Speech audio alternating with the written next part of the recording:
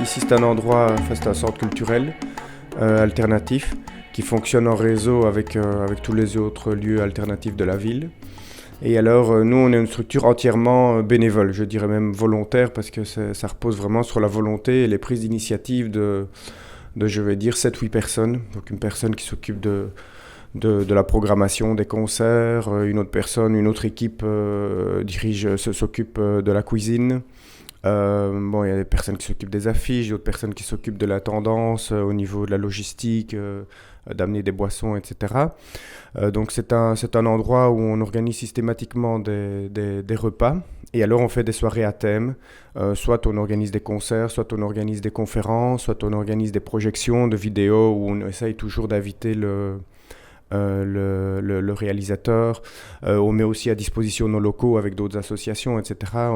Nos locaux sont occupés par PA pour faire pas mal de réunions. Et donc tout ceci dans une maison où on a un bail d'autorénovation avec la ville depuis 1986. Donc nous, on a refait entièrement toute la Casa Nicaragua. Ici, donc on n'a même pas un bureau pour nous, donc chacun a fait son travail chez soi. Et alors tout ça génère, on a pas mal de succès parce qu'on a des activités, je veux dire, au rythme quasi d'une activité par semaine, donc ça fait quand même une bonne 50aine d'activités globalement par an. Et tout ça génère des bénéfices qu'on envoie au Nicaragua. Alors on les envoie au Nicaragua dans principalement 2 projets qui tous les 2 se rejoignent parce qu'en fait ce sont des projets qui travaillent directement sur le développement humain. Et qui sont axés sur la formation de personnes.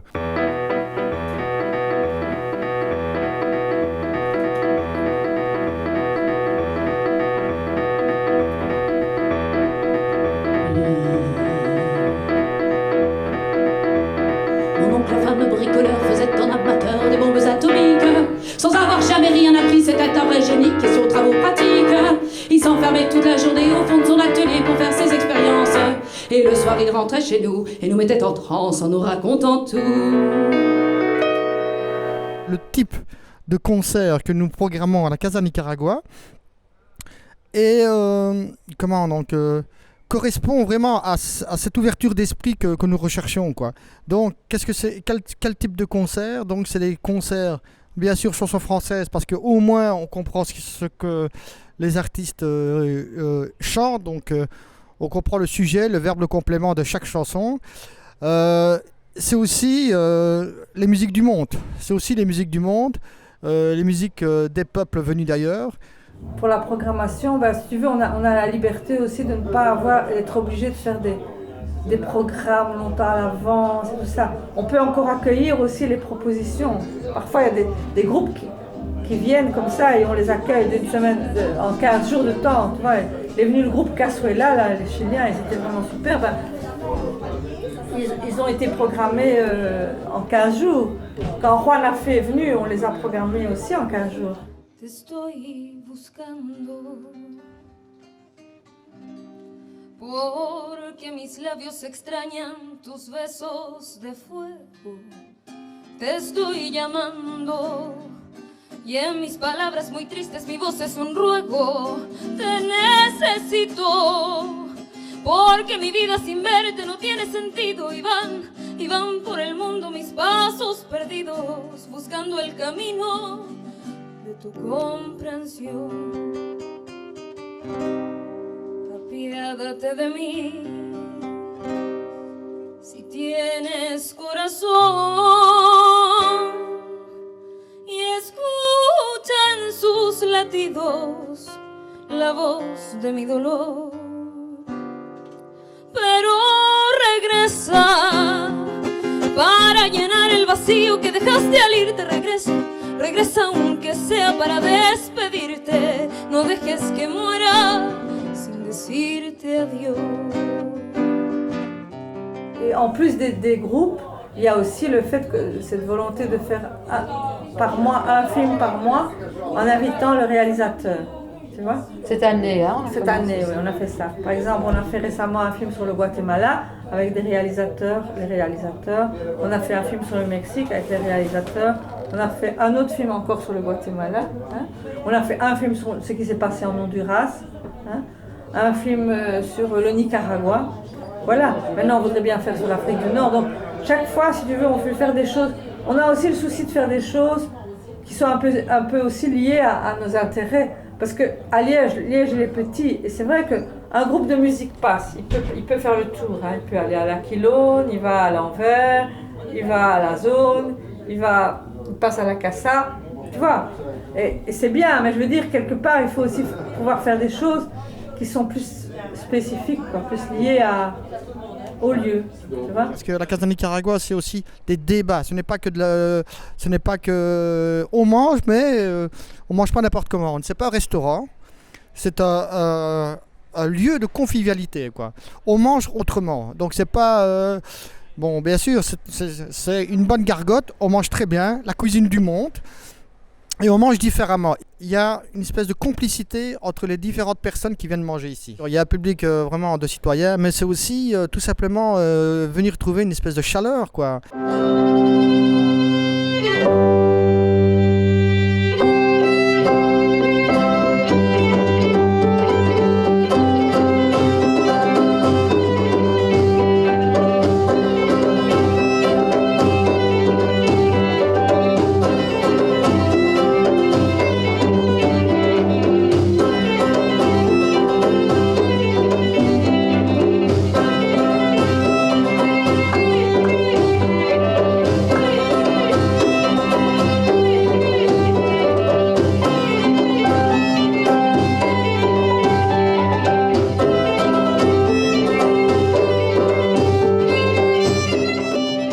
On peut aussi venir simplement par curiosité aussi, découvrir un peu une autre facette de la culture, de la vie liégeoise. Donc venir découvrir cette autre facette de la vie liégeoise.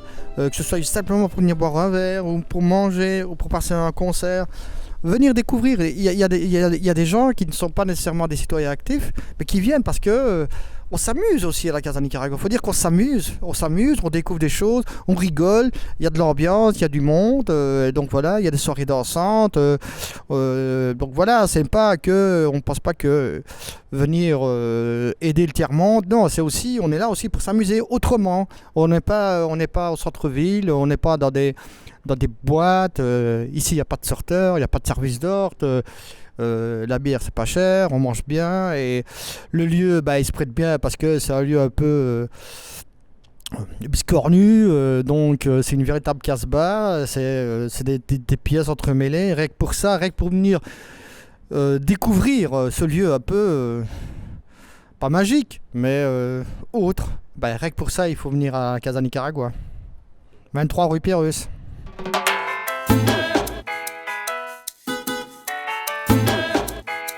Il faut dire aussi que la Casa Nicaragua est un lieu ouvert.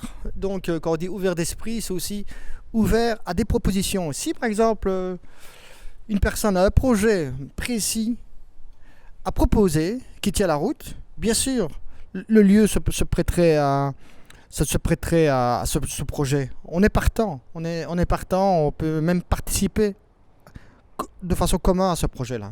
Donc c'est-à-dire quiconque a un projet précis, qui correspond bien sûr à notre façon de voir le monde, welcome quoi, welcome.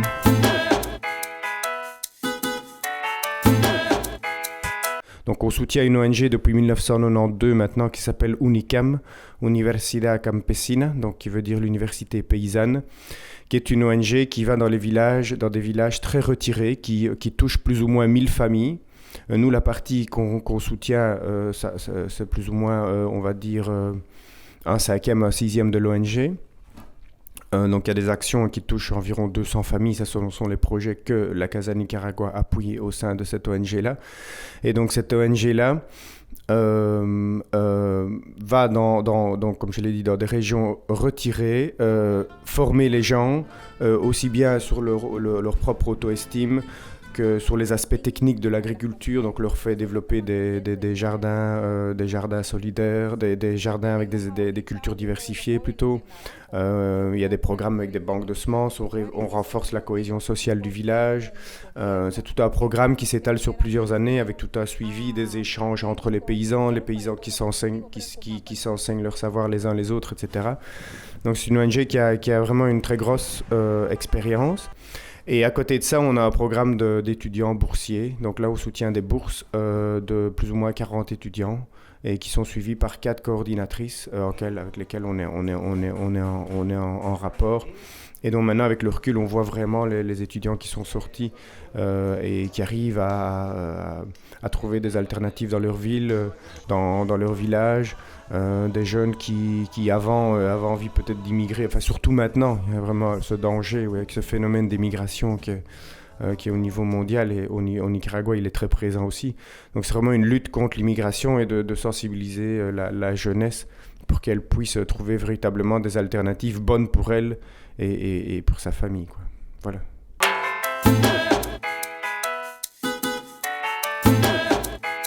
Moi, je m'intéresse à l'Amérique latine depuis que je suis jeune, mais j'ai eu l'occasion de rencontrer... Enfin, l'Amérique latine est venue à nous avec tous les réfugiés chiliens après 73. Et donc, c'est pour ça que j'ai appris l'espagnol, moi. Et puis, c'est eux qui m'ont branché sur l'histoire, les luttes qui se passaient en Amérique latine. Et c'est eux qui ont attiré mon attention sur le Nicaragua.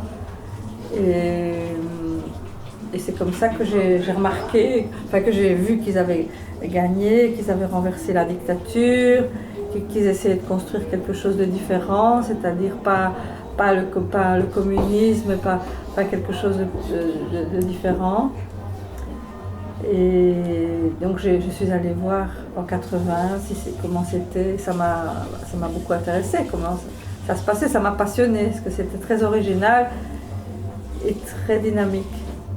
Mais ça, en 80, moi je viens ici dans mon quartier et je commence à organiser des fêtes à la maison des jeunes du quartier. Il n'y avait pas la Casa Nicaragua. Et Michel était mon amie et elle cuisinait très bien, ce que je ne faisais. Et donc à partir de cela, la solidarité, elle a commencé par elle qui a aidé pour organiser les fêtes de solidarité à partir de 81. En fait, moi j'ai pris le train en marche. C'est vrai, d'abord par amitié, et puis alors, là, ce sont parfois des rencontres qui font tracer un chemin comme ça. C'est une maison qu'on a fait vivre dans une lutte qui était à la fois une lutte de solidarité ailleurs et une lutte ici pour sauver ces maisons. C'est ça l'historique, si tu veux, de cet endroit. C'est qu'au départ, ces maisons étaient destinées à la destruction, qu'elles avaient été expropriées et qu'il y avait des risques d'expropriation du triangle. Et alors, on a fait de l'animation dans cette maison. Et voilà, et tu vois, nous, on reconstruisait cette maison en même temps qu'on aidait à reconstruire le Nicaragua qui avait été détruit par toute une guerre civile. Parce que tu vois, notre ASBL, elle s'appelle Pierreuse et ailleurs. Tu vois, Casa Nicaragua, c'est un peu le nom de famille. Mais Pierreuse et ailleurs, c'est le nom de notre ASBL. Et c'est un peu comme ça. Elle est venue de Pierreuse parce que voilà, on habitait là, voilà. Et Pierreuse et ailleurs, parce que nous, on s'intéresse au Nicaragua, mais pas seulement au Nicaragua. Hein. Donc voilà, Pierreuse et ailleurs.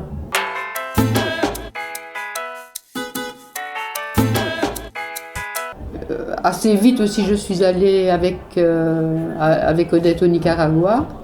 Et c'est vrai que là-bas, il y avait tout un dynamisme. Et je crois que,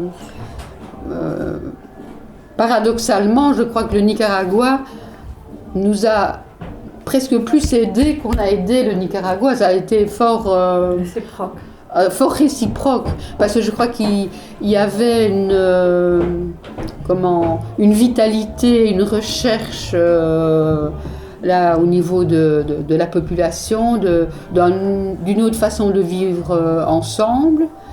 Et je crois que ici la SBL vit encore après 25 ans parce qu'il y a cette relation-là et cet échange avec le Nicaragua. Il y a vraiment une magie dans certains villages à Kusmapa.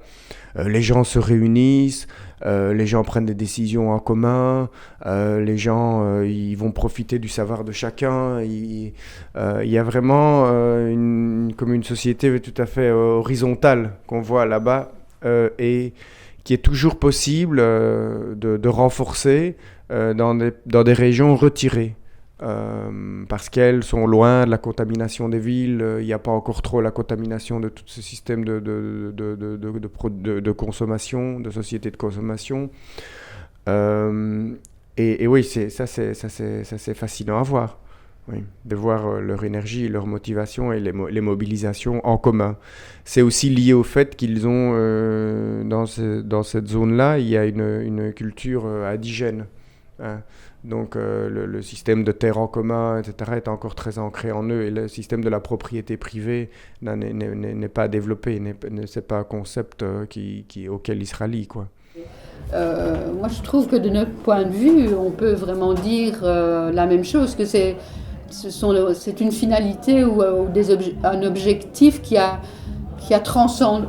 permis de transcender un peu tous des conflits, des différents intérêts et des dynamiques parfois un peu difficiles au sein des ASBL. Mais là, le fait d'être tourné aussi vers là-bas et nourri un peu de leur recherche, je crois qu'on a tenu leur énergie révolutionnaire, ils nous l'ont transmis pour créer quelque chose. Et nous, et moi je me rends compte parce que quand je vois, ça fait 25 ans qu'elle existe, la CASA, et quand j'ai l'occasion de voir les comités de quartier, les comités ceci, les comités cela, où les gens ils se disputent, et puis c'est fini, on n'en parle plus, et puis ils ont des problèmes d'argent, et puis je ne sais pas tout quoi. Nous, on n'a pas ça. Je veux dire, on a des problèmes entre nous, bien sûr, c'est un petit espace et on n'a pas les mêmes opinions. Mais on arrive quand même à toujours c'est un équilibre un peu miraculeux comme ça. On arrive avec des gens extrêmement différents et avec beaucoup d'énergie qu'apporte chacun. Et alors aussi, je trouve quelque chose moi qui m'a frappée quand je suis allée, c'est leur souci aussi qu'ils avaient de nous renvoyer à nos luttes ici. Vous voyez, ou quand on allait là-bas, ils nous disaient que c'était chouette de venir, de partager des choses avec eux, mais ils s'intéressaient beaucoup à ce que nous, on faisait ici, dans le Nord, en Belgique, à Liège, pour faire changer les choses et faire changer le monde. Et je crois que c'est ça aussi qui nous dynamisait, c'était qu'on ne se projetait pas seulement à s'intéresser à eux, à leur démarche, mais qu'on était renvoyés à nous-mêmes. Quand on va dans des villages beaucoup plus proches des villes, même si on vient avec un très beau projet, il peut à tout moment tomber à l'eau le projet, il peut à tout moment se fracasser, quoi. Enfin, se planter, quoi. Parce que là, on appelle les villages les communautés au Nicaragua, mais beaucoup de villages ont perdu complètement leur sens communautaire. Donc c'est vrai qu'on est à la fois désolé quand on voit une partie de la population et quand on voit une autre population ou des gens qui dans certaines conditions ont pu être formés. Alors là, ça nous motive vraiment de dire qu'on peut apporter un changement, mais on ne peut pas l'apporter partout. Il y a des endroits où ça ne sert à rien d'aller appuyer quoi que ce soit. Et la société s'est enlisée, quoi. L'aspect communautaire s'est perdu. Beaucoup de valeurs se sont perdues, beaucoup de connaissances se sont perdues. Donc là, il y a vraiment une partie de la société au Nicaragua où il faut vraiment beaucoup réfléchir.